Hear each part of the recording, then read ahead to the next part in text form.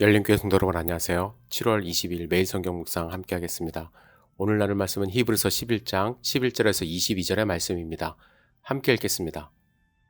이 사람들은 다 믿음을 따라 죽었으며 약속을 받지 못하였으되 그것을 멀리서 보고 환영하며 또 땅에서는 외국인과 나그네임을 증언하였으니 그들이 같이 말하는 것은 자기들이 본향 찾는 자임을 나타내미라.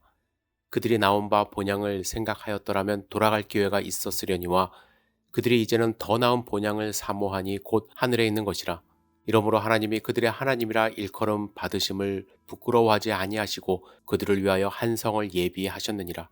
아브라함은 시험을 받을 때의 믿음으로 이삭을 드렸으니 그는 약속들을 받은 자로 돼 그 외아들을 드렸느니라.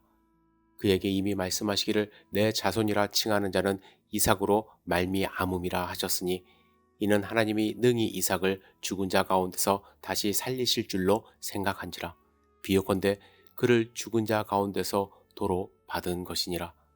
믿음으로 이삭은 장차 있을 일에 대하여 야곱과 에서에게 축복하였으며 믿음으로 야곱은 죽을 때에 요셉의 각 아들에게 축복하고 그 지팡이 머리에 의지하여 경배하였으며 믿음으로 요셉은 임종시에 이스라엘 자손들이 떠날 것을 말하고 또 자기 뼈를 위하여 명하였으며. 아멘. 오늘 본문에서는 족장들이 믿음으로 한 행동에 대하여 말씀합니다. 그들의 행동을 세 가지로 요약해보면 첫 번째, 그들은 다 믿음을 따라 죽었다고 말씀합니다. 그들은 믿음을 가지고 살았고 또 믿음으로 죽음을 맞이했습니다. 아브라함은 하나님이 이삭을 바치라고 했을 때 서슴지 않고 순종했습니다.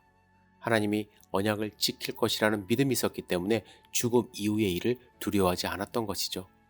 야곱은 죽음 이후에 일어날 일을 믿고 의지하며 요셉의 두 아들을 축복함으로 이스라엘 지파로 삼았고, 요셉은 죽을 때에 이스라엘 자손들이 떠날 것을 믿고 자기 뼈를 가나안으로 가져갈 것을 명령했습니다. 그들은 죽음 이후 하나님이 하실 일을 믿고 순종했던 것입니다.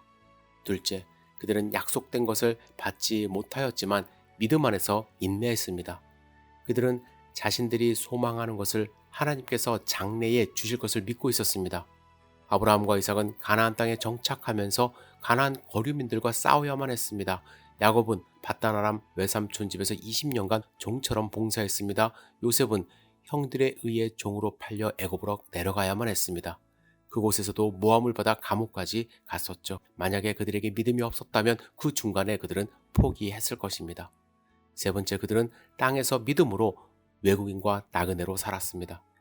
미국에서의 삶과 그들이 가나안 땅에서 살았던 삶을 단순히 비교할 수는 없습니다.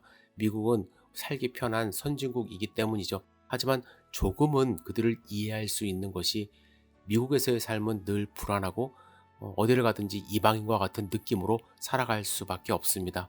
그들도 당연히 마찬가지였겠죠. 또한 그들은 당시 선진국이었던 메소포타미아의 하란과 우르에서 아무것도 없는 가나안 땅으로 하나님의 말씀만 의지하여 왔고 다시 편안하고 안락한 삶으로 되돌아가려고 하지 않았습니다. 그들이 이러한 행동을 할 수 있었던 이유는 하나님이 살아계시고 그들이 받은 명령은 살아계신 하나님의 말씀이라는 확신이 있었기 때문입니다. B.H. 캐롤이라는 분이 있었습니다. 이분은 1900년대 초에 텍사스 침례교회 나이 많으신 목사님으로 알려진 존경받는 분이었습니다. 그는 나이가 들어서 이제 청력을 잃었을 때 텍사스의 페넨틀 지역을 통과하는 기차에 조용히 앉아 있었습니다. 그는 텍사스주에서 급속하게 성장하고 있는 침례 교회들의 필요를 어떻게 채워줘야 할지 곰곰이 생각하고 있었습니다. 텍사스주에는 이미 의사들을 배출하는 의과대학이 있었고 판사들을 배출하는 법과대학이 있었지만 침례교 목사님들을 훈련시킬 수 있는 학교가 없었습니다. 캐롤은 하나님께서 그에게 그런 학교를 시작하도록 부르신다고 생각했지만 그는 나이가 많았고 또 그가 좋아하는 책들에 시간을 투자하기 위해 곧 은퇴할 계획을 갖고 있었기 때문에 그 생각을 떨쳐버리려 했습니다. 하지만 하나님께서 그 일을 위해 그를 부르신다는 확신이 그를 사로잡았습니다.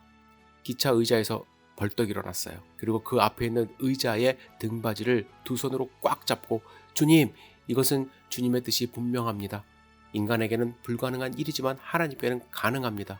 주님 함께해 주십시오. 해보겠습니다. 라고 외쳤습니다.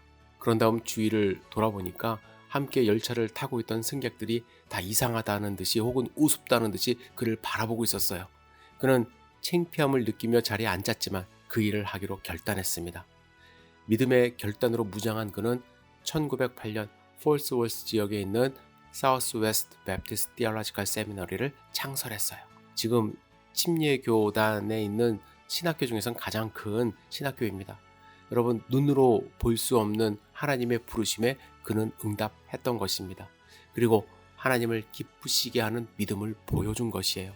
그는 하나님이 자기를 찾는 자들에게 상 주시는 분이라는 확신을 따라 살았습니다. 여러분, 믿음은 우리가 바라는 것들에 대한 확신을 가지게 하는 것이며 보이지 않는 것들의 실체를 확신하는 것입니다. 아브라함, 이삭, 야곱, 요셉은 그들의 믿음을 우리에게 보여주었고 남겨주었습니다. 그 믿음 여러분들도 잃지 않기를 주님의 이름으로 축복합니다. 기도하겠습니다. 전능하신 주님, 우리에게 믿음을 주신 하나님의 은혜에 감사와 찬양을 올려드립니다. 그 믿음 굳게 붙들고 흔들리지 않는 하루 될 수 있도록 인도하여 주시옵소서. 주님, 이 세상에서의 삶에 연연하지 않고 하나님이 부르시는 그날 영원한 성에서 하나님과 마주할 것을 기대하며 하루하루 승리할 수 있도록 도와주시옵소서. 예수님의 이름으로 기도드렸사옵나이다. 아멘.